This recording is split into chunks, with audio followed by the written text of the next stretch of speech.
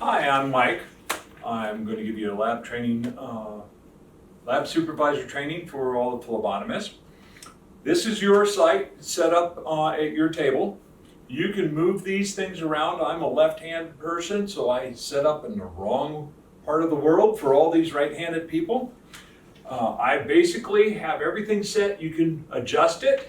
The only thing I want is if there's two phlebotomists at a table, I want the phlebotomist on the same side as the trash bag.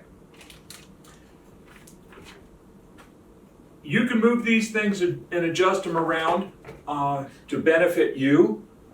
Here's my table, or my chair for the participant at the table. And this is how you're going to set up and draw. Another phlebotomist off to the other side. I don't generally draw with a chair. I'm generally on my knees, so everybody has a little different bit of a technique. So what works for you is fine as long as you're safe.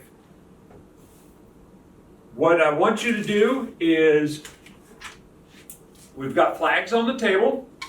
A yellow flag is for your traffic control person saying, I'm ready for a participant. The orange flag, for your information, is if you need help or you have a question, skilled support, raise your orange flag and somebody will come over to you and be able to answer your questions or give you some assistance. Once you have your participant, I want you to take a look at their sheet. First thing that we need to pay attention to is open up the sheet, and if they have this white page with green writing, somehow they skip the cashiers. They need to go back to the cashiers and take care of the cashier stuff. If that's out, they stopped off at the cashier, should be opening up and seeing a yellow participant copy. This is a handwritten form that they filled out on site the day of the fair. This is an online form that they filled out at home.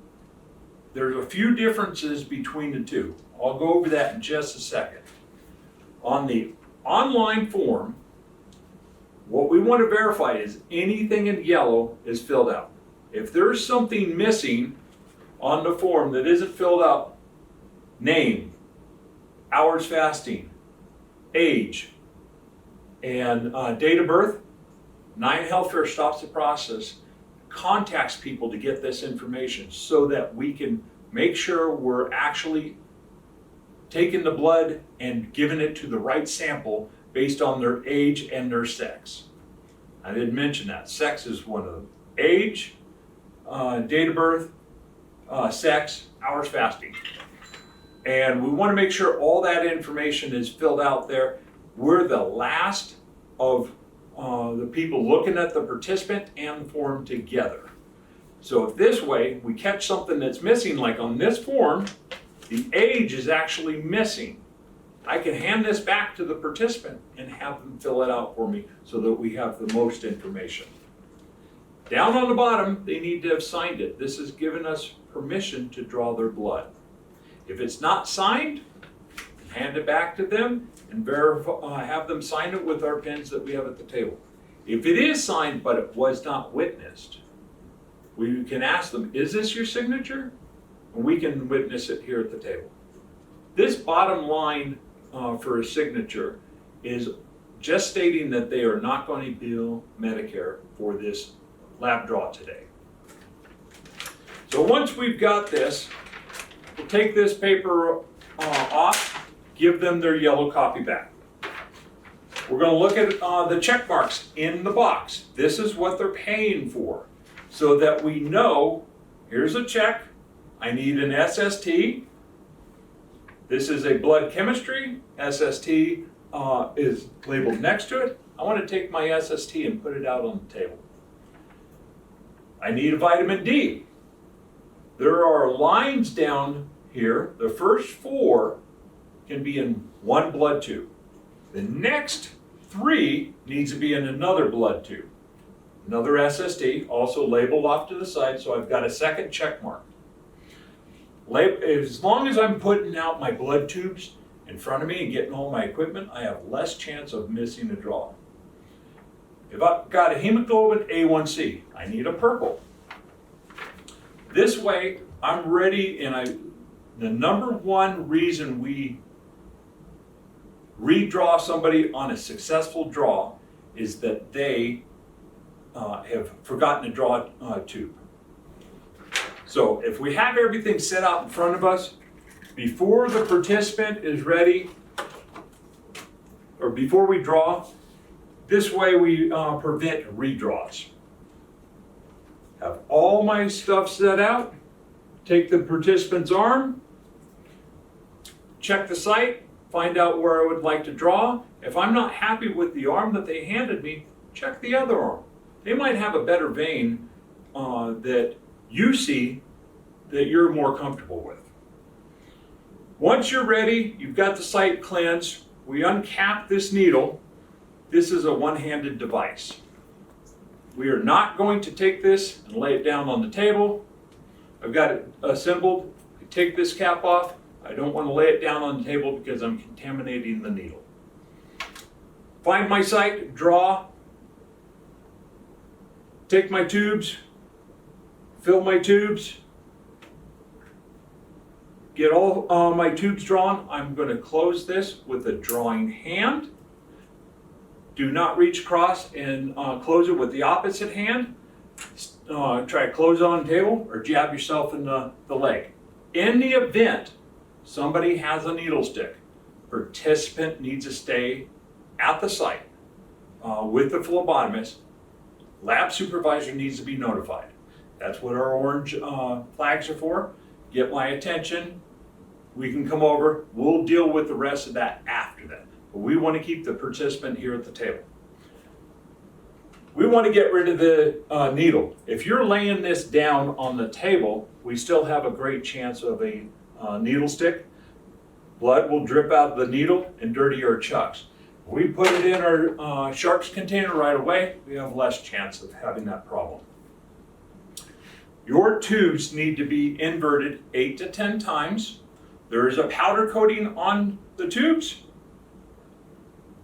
to help with clotting and to prevent clotting. You need to be inverted 8 to 10 times. After that, we will take our pens and label the blood tubes. Last name, first name, your initials, and the time it's drawn. Then we will take a sticker and wrap it around the top edge of the tube. This way, I have a second tracking device on each and every one of the tubes. On these purple tubes, the sticker is actually longer than what the tube is. If you start with a 704 and wrap it around, the participant number is going to overlap the site number. That's okay, because I need to know what that participant number is. That way, all the people that are running the bloods and handling over to centrifuge are going to be able to verify the last 3 digits with the paperwork and make sure they have all the blood tubes for all the paperwork for a participant. Again, these tubes need to be inverted 8 to 10 times. They need to be labeled last name, first name, your initials, time it's drawn. I do not need a date of birth on the tubes. Then you need to have a sticker. And please, do not take your stickers and run them vertically down the tubes, because when they get dropped in the centrifuge, they actually peel up and we lose one of the 2 tracking devices. Now that we've got these labeled, and at this time that you were labeling the tubes, the participant can be holding their wound with a piece of gauze, and you're going to take your tubes. All purples will go in front. This way, this participant will go straight back. This way, if everything stays in the same pattern throughout the health fair, from site to site to site, all the way back to Quest, we have less chance of actually losing tubes and paperwork. Paperwork goes face down under the box. Your next participant comes in and they have just an SST. We're going to take that tube that's labeled properly and paperwork face down underneath the box. So this way, when I pick up this paperwork, everything stays in order. Your next participant comes in and has 2 SSTs. That way, this is one participant, this is second, this is a third. Your fourth participant just has a purple. This way, as the runners come by and they're picking these up and they're verifying they've got X number of check marks, verifying each of the tubes, they're going to be looking to make sure that all the information's on there so that everything, all the paperwork and all the blood tubes flow with them to the next phlebotomist so that they can keep picking up blood and take it back to centrifuge. Once you're done with your participants, take all of your dirty material, dispose of it in the trash. Your needles should have already been gone. If for some reason you had drawn extra blood tube, or you had a blood tube that had a little bit of blood, anything of volume blood needs to be disposed of in the sharps. If it's got a speck of blood, you can go ahead and throw it in the trash. If you end up getting a speck of blood on your chucks, you can take a piece of paper tape and cover up that speck of blood. If every single person comes through and we change out the chucks, we will run out of chucks in the first 5 minutes. We only have a limited number of supplies. So we try to keep everything as clean as possible. Because of COVID, we have had people use the backside of this and actually take an alcohol wipe and then wipe it down. The only problem with that is it doesn't dry very fast. These are reusable. We do not need to dispose of them after every participant, but we do have a number in the box. If for some reason you start running short on supplies, raise your orange flag, notify the lab supervisor. That way we can come out and bring you supplies. Please do not go into our supplies. We are limited with what we have. We want to make sure that we don't open anything, and we try to use everything open in the site first before we start opening more things. Everything that's open can only be flown to another site location to be used. Once we're done at our sites, all these materials are going to be wasted. If you have any questions, now's the time to ask. Remember, I said that there was an online form. These are forms that somebody had filled out at home. Everything in the top should already be filled out. The only thing we're actually looking for is hours fasting, signatures down at the bottom. Again, first signature right here for the participant is allowing us to draw their blood. Should be witnessed. Again, this should have been checked 4 times before it got to us. And then the bottom one is only saying that they are not billing Medicare. These do not come with stickers. That's why we have the stickers on the table. So no different for these. This participant is getting 2 SSTs drawn. I'm going to take out a sticker. The barcode will go up on the top corner of this form. Barcode's on the form. Then these stickers will go around the blood tube, and we want the stickers on the top edge of the paper. Please do not touch the top of the rubber stopper, because that rubber stopper is coming off for the blood chemistries to be done. Now that I've got my 2 tubes labeled, this is going to go underneath the paperwork or the blood tube box, and I'm going to put these in order. Notice if I do not have a purple, I'm leaving a hole here. The number one issue we have with missing blood tubes is people start moving them around in different spots, and they see this as they're picking them up. We're not going to pair these two separate people together. This is one blood tube. There's paperwork for each one of these. So this one's just saying this person didn't get it. The next participant didn't get an SST, or I'm sorry, a purple. And last thing is, again, butterflies. Limited number of supply. We can't use them on every participant. If we use these all first, we're going to run out very quickly, and then we won't have any butterflies for the people that really need them. So yes, you do need to have gloves on your hands. You need to have all your fingers. You need to have gloves on both hands. If you cannot draw with gloves on, I'm sorry, 9 Health Fair says you cannot draw blood. For some of the locations, we will have RA studies that are going on. If you've got one of these forms, lab supervisors should be letting us know that we have RA study. They may come up with 2 separate forms. All this is saying, they're getting another SST. So a participant that comes up with this form, which we did before, there's an SST, lay it out. A second SST, then I have a blood hemoglobin A1C. Now I've got my purple.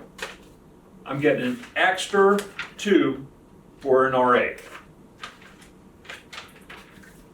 One of the biggest questions comes back to how am I going to put this in the box? All these are labeled same way. These stickers for the 1 are going on the 1 tube. I have a separate set of stickers that are down here that are going on to, down here, that are going on to this tube. Labeled the same way, last name, first name, your initials, time it's drawn. Because we have separate papers, this tube, this paper, purple's in front, SST's behind. Same participant, I'm going to lay their paperwork down first. Now I've got my extra tube that was labeled, last name, first name, your initials, time it's drawn. Sticker on the tube. Because I have a separate one, I am making a separate line for this, as if it's a separate participant. Then that paperwork goes down.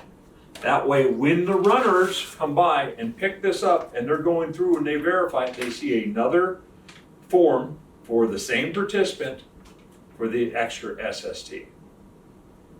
There are some times that you will have 4 blood tubes. The purple is for blood type, hemoglobin A1C, and blood count. If I have, just like I said before, there is a line on our paper down here with the purples. The first 2 can go together, blood count and hemoglobin A1C. I'm putting a purple in front. This individual also did a blood type. I'm going to put the second purple behind it. Now, they also had a vitamin D and a blood chemistry. I've got 4 tubes. This individual also decided they were having the RA study, that extra SST, because it's an extra piece of paper, is in a separate line. That's the main reason we're keeping these separate. Separate paperwork, put it in a separate line. That's it.